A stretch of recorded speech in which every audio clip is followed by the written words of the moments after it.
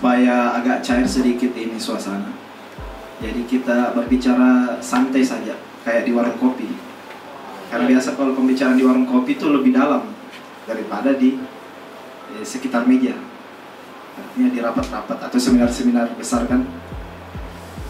Saya lanjutkan pembicaraan dari para kiai muda ini tentang simbol-simbol atau lambang. Dan kita sepakat bahwa lambang itu adalah bentuk identifikasi dari sesuatu hal, apapun itu. Saya kasih contoh misalnya, boleh saya gambar sedikit?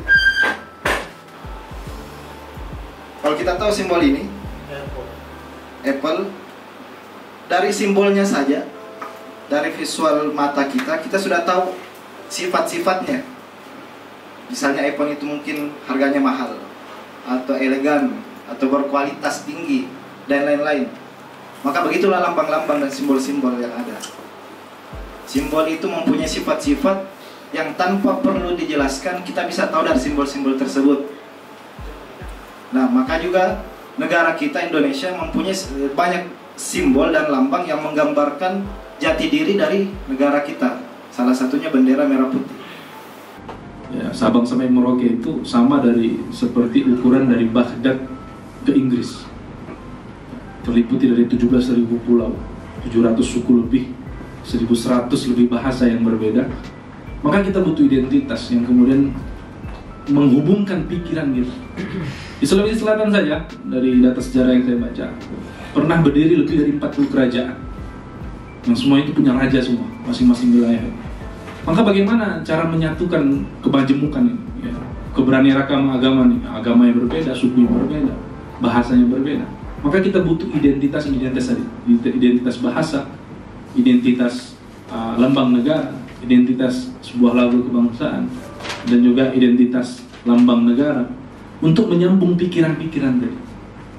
Inilah hebatnya para founding father kita, para ulama terdahulu, para bapak-bapak bangsa. Mereka menyambung, merajut pikiran-pikiran itu yang awalnya hanya peduli urusannya masing-masing. Ini itu salah satu sebab kita kemudian Belanda dan kroco-kroconya itu bisa menjajah kita. Karena apa? Kita terpecah belah.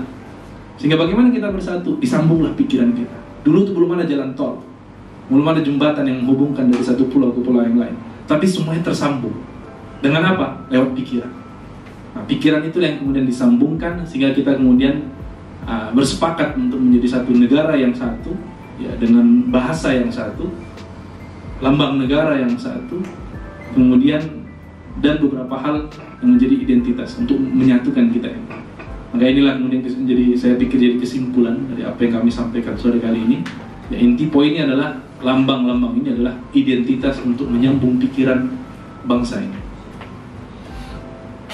Ya, jadi saya kira ada teman-teman yang ditugaskan untuk sengaja mendalami, kemudian membagi ilmunya kepada kita semua.